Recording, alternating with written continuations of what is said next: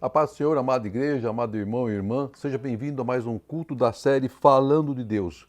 E hoje nós vamos entrar no 5º episódio com o tema Adoração, que tem sido uma grande bênção.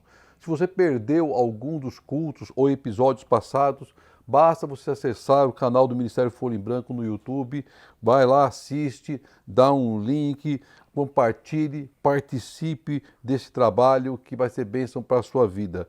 Todas as quartas-feiras, às 18 horas, no canal do Ministério Folha em Branco no YouTube, nós temos um culto, uma palavra especial para você crescer na presença do Senhor. Entre lá, participe, compartilhe com o Ministério seus comentários, suas sugestões, opiniões, dúvidas, interaja. Para nós será uma grande bênção em Cristo Jesus. Eu quero iniciar fazendo um agradecimento a uma família muito abençoada, que nós amamos muito, temos muitíssima alegria de poder estar com eles sempre que possível, e nós fomos honrados em estar na casa deles, na casa que eles receberam do Senhor. É o Domingos, a Valéria, a Manu e o Felipe. Estivemos lá no último final de semana, nos alegramos pela bênção que eles receberam. Foi um momento especial de alegria, de buscarmos a face do Senhor, de agradecermos a Deus pelas suas promessas, promessas que Deus cumpriu. Acompanhei um pouco da história dessa família, das lutas e do pedido que eles faziam a Deus para ter um teto próprio, sem depender mais de favores humanos. E pela sua fidelidade, pela adoração, pela obediência ao Senhor, eles tomaram posse da bênção e glorificamos o nome, agradecemos a Deus por essa bênção maravilhosa que eles receberam. Que sejam sempre um instrumento nas mãos do Senhor e do Altíssimo. A introdução de hoje, o que eu quero fazer, ela está muito voltada a lutas e esportes. Eu não gosto nem um pouco desses esportes de luta ou de briga, onde as pessoas se enfrentam para buscar um troféu ou um prêmio. Esses esportes nos remetem muito, de certa forma, né, à época dos gladiadores, com a diferença que as lutas da época dos gladiadores, né, não era de alcançar um troféu, mas era de vida e de morte. O vencedor seria aquele que tombasse o seu adversário ou matasse o seu oponente. Se você analisar, existem algumas singularidades entre os esportes violentos de hoje com os do passado, porque ambos têm plateias, ambos têm pessoas desejosas em ver aquele duelo violento. Ambos as pessoas exaltam os lutadores e ambos chamam isso de esporte. Como se não bastasse as lutas que nós já enfrentamos diariamente e que temos que enfrentar, né? Não há necessidade de buscarmos, criarmos ou mais lutas. Uma luta em que o oponente não pode ser visto com os olhos carnais, essa luta que nós enfrentamos, mas somente com os olhos espirituais. E está sempre à espreita, nos cercando e aguardando para nos travar conosco uma grande luta.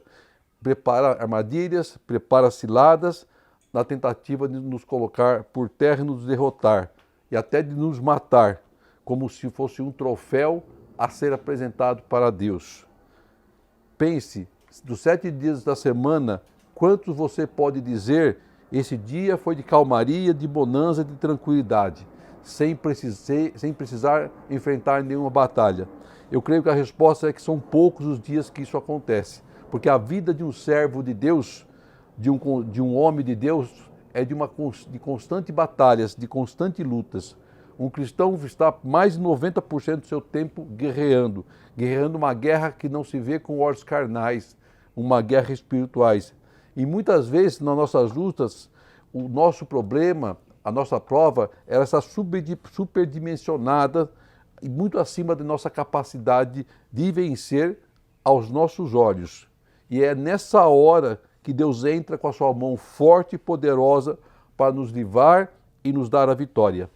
E é exatamente sobre isto, sobre essa apresentação, introdução, que eu quero trazer a palavra sobre o que Deus pode fazer para mudar a nossa luta, mudar a nossa história e trazer a nossa vida à vitória. Eu convido a igreja, se possível, a abrir sua Bíblia em 1 Samuel 17, a partir do versículo 40, estou cortando um pouco da leitura, porque ela é muito longa, então vamos ler a partir do versículo 40 ao versículo 51.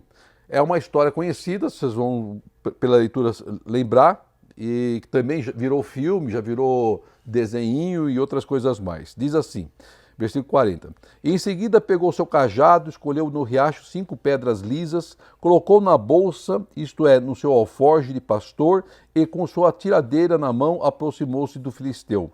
Enquanto isto, o filisteu com seu escudeiro à frente vinha se aproximando de Davi. Olhou para Davi com desprezo, viu que era só um rapaz ruivo e de boa aparência e fez pouco caso dele. E disse a Davi, por acaso sou cão para que você venha contra mim com um pedaço de pau? E o filisteu amaldiçoou Davi invocando seus deuses. E disse, vem aqui e darei sua carne às aves dos céus e aos animais do campo. E Davi disse ao filisteu, você vem contra mim com espada, com lança e com dardo, mas eu vou contra você em nome do Senhor dos Exércitos, o Deus dos exércitos de Israel, a quem você desafiou. Hoje mesmo o Senhor entregará nas minhas mãos, e eu matarei e cortarei a sua cabeça. Hoje mesmo darei aos cadáveres do exército filisteu, às aves do céu e aos animais selvagens.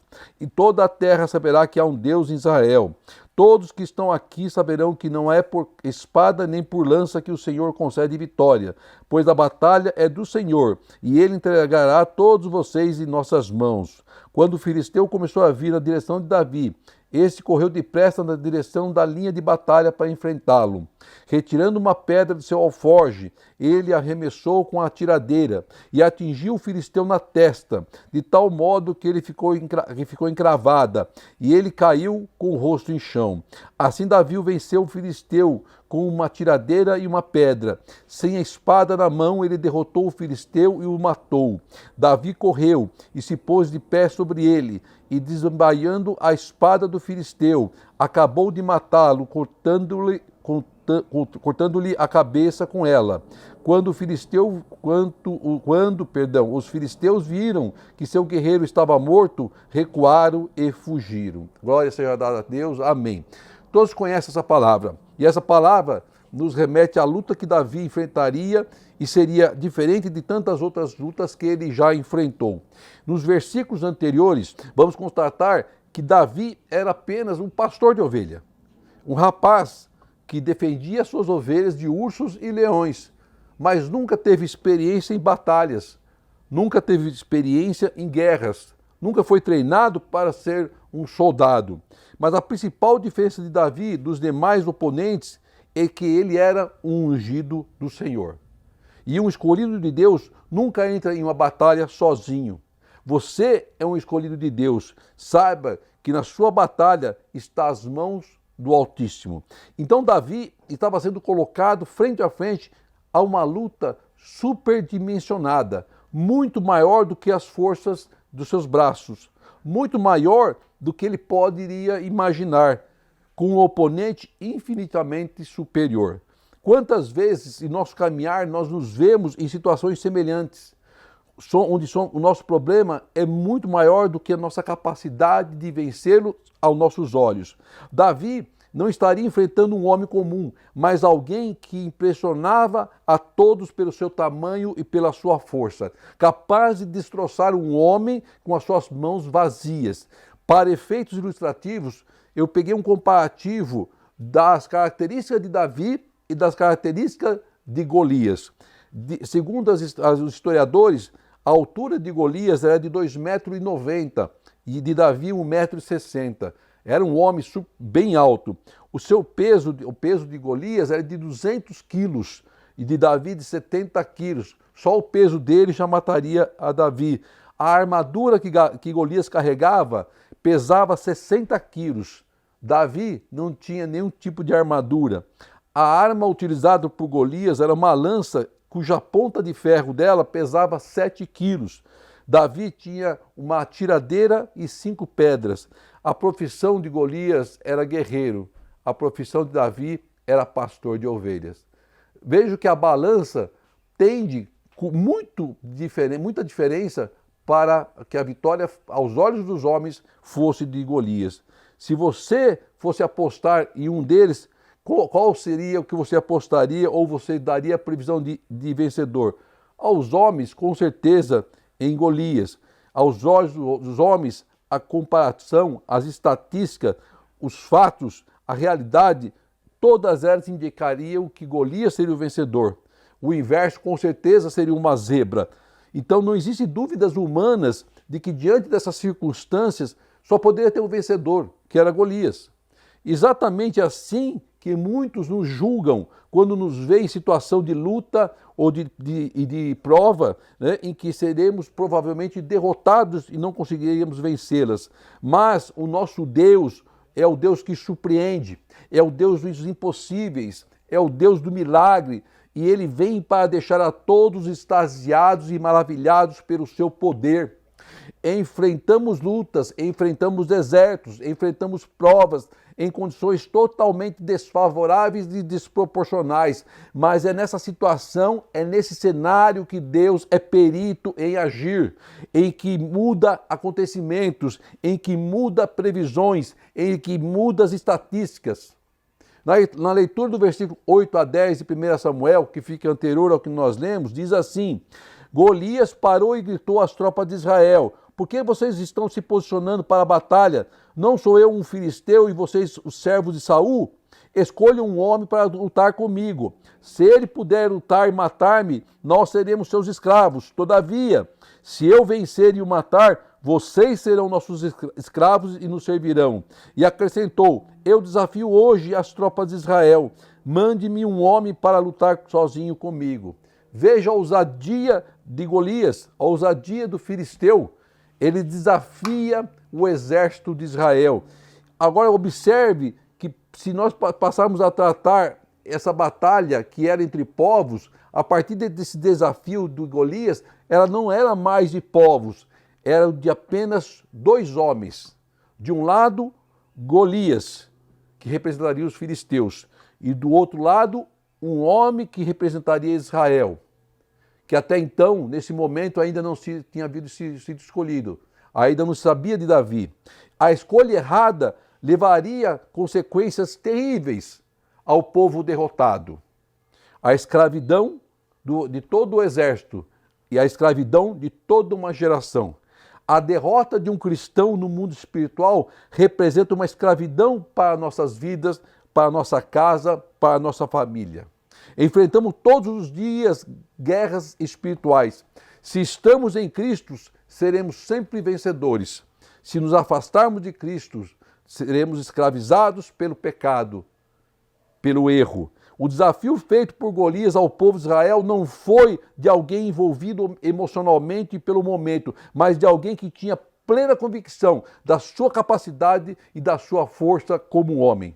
Veja que cenário difícil de se tomar uma decisão.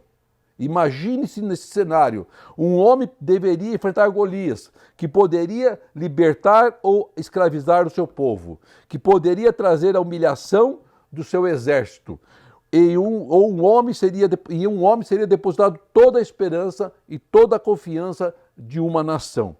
Que decisão difícil. E a palavra nos relata que o exército de Saul, de Israel, estava apavorado, estava com medo de enfrentar o gigante Golias, porque por 40 dias Golias afrontava todos esses dias as tropas de Israel e ao rei Saul.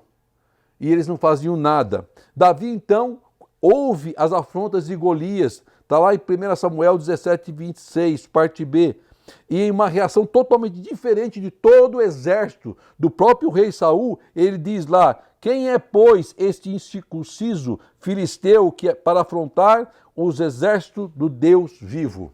Observe que Davi, ele faz referência a Deus, que o exército era de Deus, não era de Saul.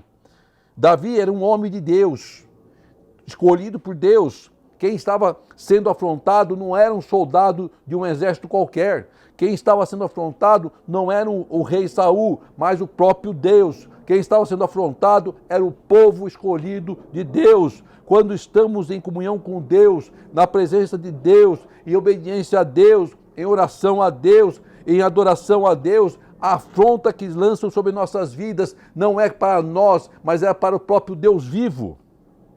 É para o próprio Deus vivo, porque Ele que está conosco nessa peleja. Ele que está conosco nessa luta. A luta não é mais nossa, e sim do Senhor. Quem toma a nossa frente na batalha é Deus. Creia nisso. O filisteu estava afrontando o próprio Deus vivo. E agora a história mudaria seu rumo. Os acontecimentos seriam outros. Os filisteus estavam acostumados a enfrentar outros exércitos, outros povos de incrédulos, de pagões. E eles sempre venciam, tinham a certeza da vitória com as forças dos seus braços. Mas agora a coisa seria diferente, porque eles estariam enfrentando outro tipo de exército. Um exército que não pode ser visto aos olhos carnais. Um exército que muitas vezes pode vir só com um soldado, um anjo. Um exército que vence todos os demais exércitos. Apesar da aparência de um exército fraco, que era o exército de Israel, e de homens temerosos, havia entre eles um escolhido, separado, ungido por Deus. Na tua casa, entre os seus, você é um separado, um escolhido por Deus, cheio do Espírito, um verdadeiro adorador, um instrumento nas mãos do Senhor que traria a vitória à sua vida e ao seu povo e à sua casa. O povo que ele comandaria por ser um ungido de Israel, porque Davi era um ungido para ser rei de Israel. Deus te escolheu para ser um instrumento nas mãos do Senhor, para colocar o inferno por terra, para pisar a cabeça da serpente. O mundo nos rotula e nos vê como fracos, mas Deus nos vê como homens e mulheres valentes, corajosos, valorosos. Na visão dos homens, ninguém poderia vencer Golias. O currículo de Davi não era de uma pessoa preparada, capacitada, de um guerreiro. Mas havia um propósito de Deus no que estava acontecendo, ou no que iria acontecer, assim como há um propósito de Deus para o que está acontecendo em sua vida. Aos nossos olhos, Saul jamais escolheria Davi para guerrear com Golias. Seria o mesmo que entregar a batalha sem lutar. Veja como é importante entrarmos e mergulharmos no mundo espiritual que a palavra nos remete. Apesar dos pecados de Saul, ele foi ungido por Deus. Ele conhecia o poder de Deus. Ele teve experiências sobrenaturais com Deus. E ele sabia do que Deus poderia fazer. Davi foi usado para trazer a memória de Saul. E Davi foi usado para mostrar a Saul que ele era ungido de Deus. E Davi entendeu porque o Espírito tocou em Saul entendeu porque o Espírito tocou em Saul, para que Davi fosse escolhido. Davi, em suas palavras, traz então a memória de Saul, os grandes feitos do Senhor, quando ele lá no versículo 37 diz assim: o Senhor me livrou das garras do leão e dos ursos, ele me livrará das mãos do filisteu. Então disse Saul a Davi: vai, e o Senhor seja contigo. Ele acabou de depositar nas mãos de um homem toda a esperança de uma nação. Mas por que Saul fez isso? Porque o Espírito de Deus tocou no coração de Saul. Porque ele conheceu o Deus vivo do passado. E ele sabia que esse mesmo Deus continuava no presente e no futuro. Saul sabia que a derrota seria a escravidão de Israel. Saul sabia que Deus era com Davi. Saul conhecia Deus, viveu experiência com Deus. E quem já teve um encontro com Deus jamais se esquece. Jamais se esquece. Mas aquele cenário, naquele momento, nos remete a conclusões e avaliações de homens. Saul sabia que Davi não era guerreiro também. Sabia que Davi nunca manejou uma espada. Saul também sabia que Davi nunca vestiu uma armadura. Saul também sabia que Davi nunca esteve em uma guerra. Mas Saul sabia principalmente que Davi adorava ao Senhor e era usado por Deus. Não se esconde um adorador, porque ele brilha, porque ele salga. Aonde quer que você coloque a planta do teu pé, todos saberão que você é um adorador do Senhor. Deus não precisa de ajuda, porque Saul tentou ajudar fornecendo a sua armadura, fornecendo a sua espada. Deus não divide a honra com nada e ninguém. Deus opera no meio do improvável e do impossível para que o seu nome seja glorificado. Lá no versículo 40 diz assim: em seguida pegou seu cajado, Davi, escolheu no riacho 5 pedras lisas e colocou na bolsa, no alforje. Isto é, no forge de pastor, porque ele era pastor, e com a sua tiradeira na mão, tipo um estilingue, aproximou-se do filisteu. Irmão, aos nossos olhos, como alguém com uma tiradeira e 5 pedras pegas num rio, que devem ser pedras pequenas, venceria um homem que era o mais forte da sua época e o mais preparado como Golias. Aos olhos carnais, você não vê nenhuma possibilidade de vitória. Não há como vencer pelas forças dos homens. Mas quando Deus está na causa, Ele nos surpreende, Ele nos dá vitória, sem nenhuma chance para o adversário. Versículo 41, 42. Enquanto isto, o filisteu com seu escudeiro à frente vinha se aproximando de Davi. Olhou para Davi com desprezo, viu que era só um rapaz ruivo, de boa aparência, e fez por causa dele. Por quê? Porque o filisteu estava olhando para a aparência do homem. Ele não conseguia enxergar o que estava em Davi. O homem, o mundo, não consegue enxergar o que está em você. O Espírito de Deus. O mundo nos olha com desprezo e despreparo, mas Deus nos vê como homens e mulheres corajosos e valentes, porque o que está em nós é o Espírito do Senhor e a força do seu braço. O ímpio zomba dos escolhidos de Deus, mas quem mexe com o escolhido de Deus, mexe com o próprio Deus.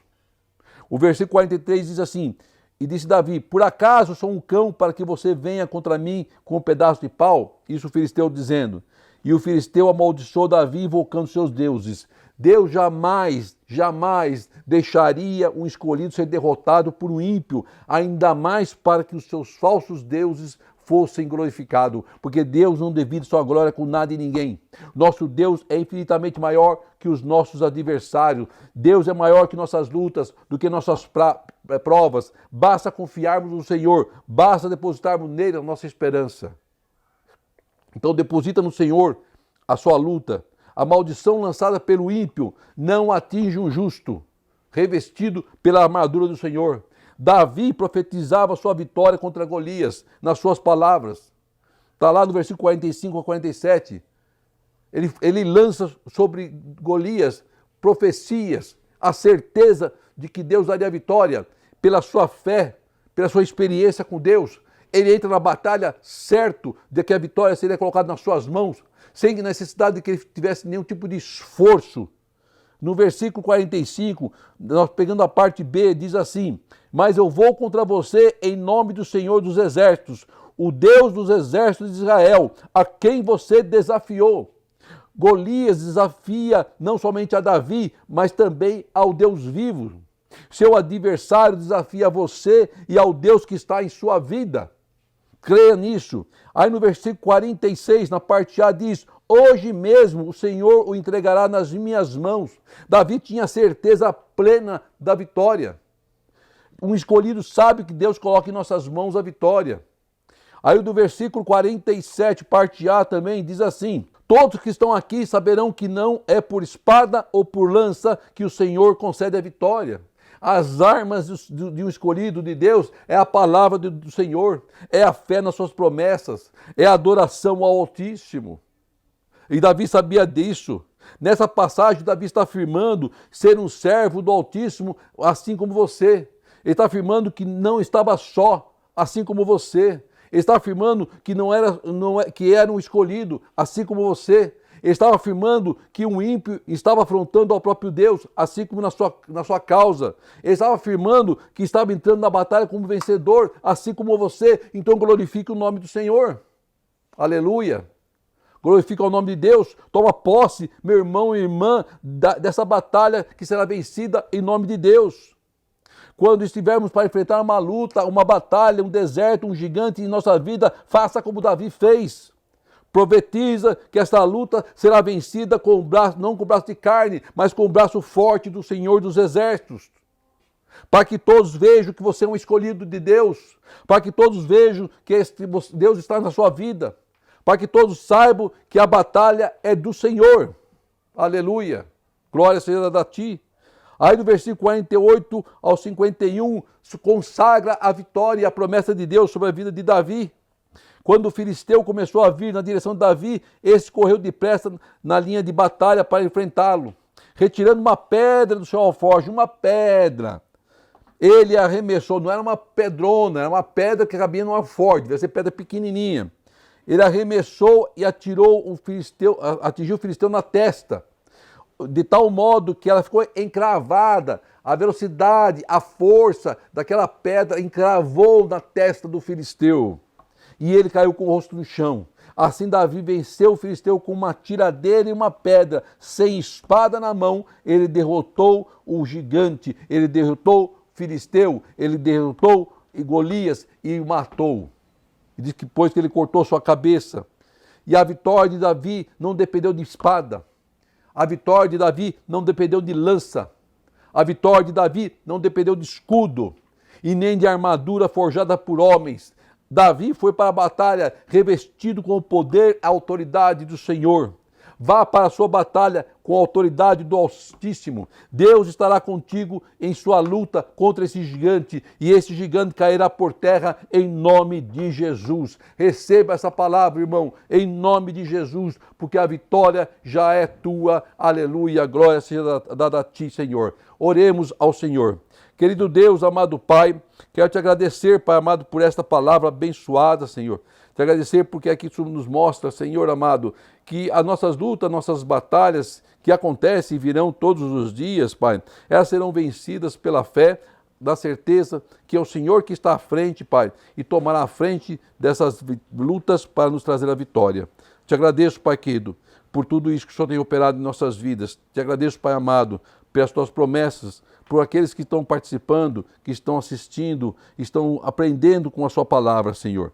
Visita cada um, o som do coração de cada um, Pai, trazendo a resposta que eles tanto almejam de Ti, Senhor. É que eu te peço em Cristo Jesus, que o grande amor de Deus, a graça do nosso Senhor e as doces consolações do Espírito Santo estejam com todos, hoje e sempre. Amém e amém. Glória seja dada a Ti, Senhor.